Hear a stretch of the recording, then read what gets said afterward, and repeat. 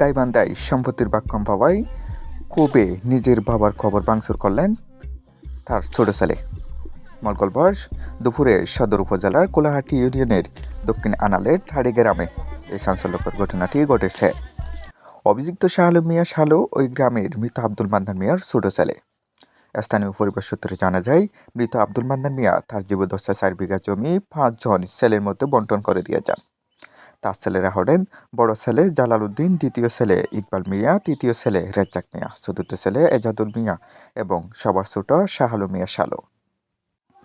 অভিযোগ উঠেছে মেজো ভাই ইকবাল মিয়াকে বেশি জায়গা দেওয়া হয়েছে, এমন দাবি তুলে ছোট ছেলে শাহ আলম মিয়া শালু দীর্ঘদিন ধরে অসন্তোষ প্রকাশ করে আসছিলেন।